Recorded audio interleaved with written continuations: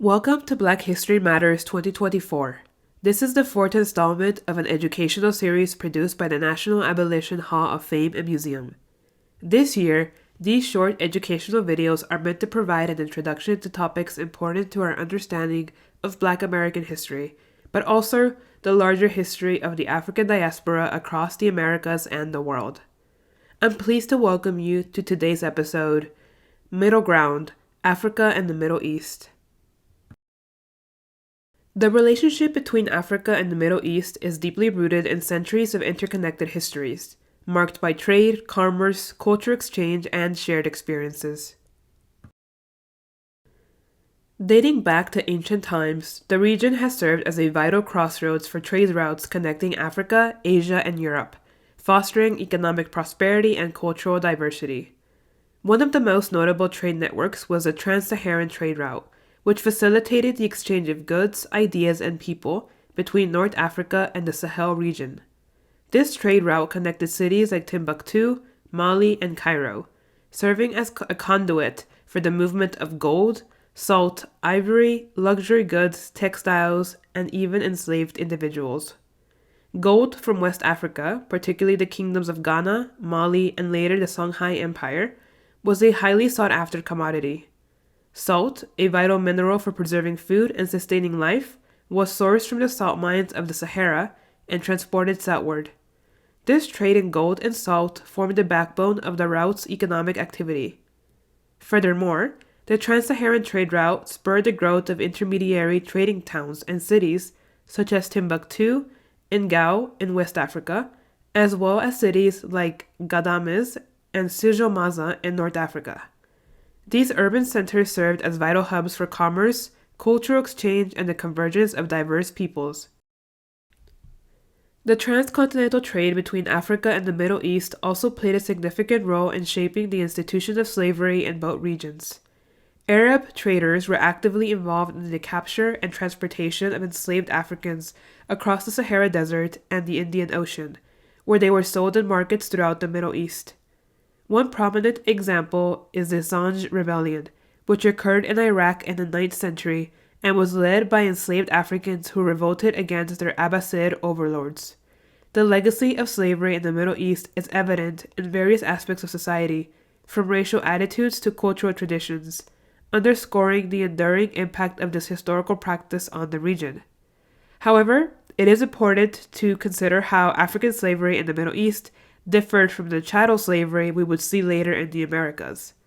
While slaves in the Middle East had some legal rights and pathways to freedom, American slavery was characterized by the brutal chattel system, where enslaved individuals were considered property with no legal rights, primarily working on plantations and facing severe disruptions to familial and social structures.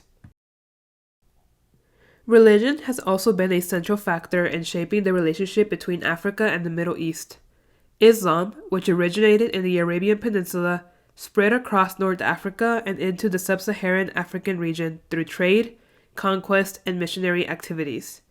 The introduction of Islam had profound implications for African societies, influencing their political, social, and cultural dynamics.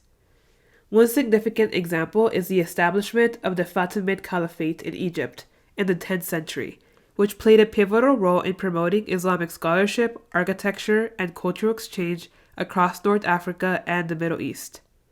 The spread of Sufism, a mystical form of Islam, also fostered spiritual connections between Africa and the Middle East, leading to the emergence of vibrant Sufi orders and brotherhoods throughout the region.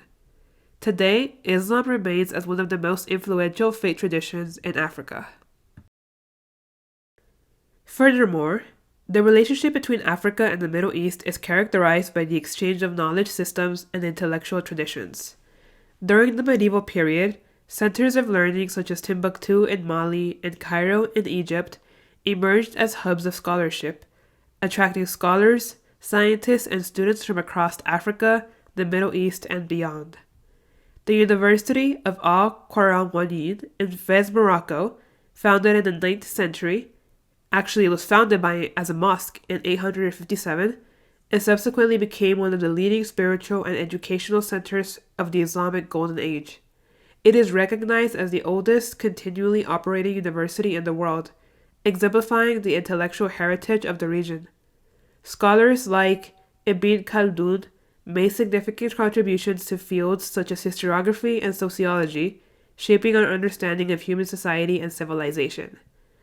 Ibn Khaldun was a prominent Arab historian, philosopher, and scholar who lived during the 14th century. He is best known for his groundbreaking work, the Muqaddimah, which is also known as the Prolegomena in English, which laid the foundation for the study of sociology, historiography, and economics. Khaldun's works emphasize the importance of empirical observation and critical analysis in understanding human societies and civilizations. His concepts of social cohesion, group solidarity, and the rise and fall of empires have had a profound and lasting impact on the fields of social science and historiography, making him one of the most influential thinkers of the medieval Islamic world. The relationship between Africa and the Middle East is multifaceted and complex, encompassing trade, commerce, slavery, religion, and knowledge exchange.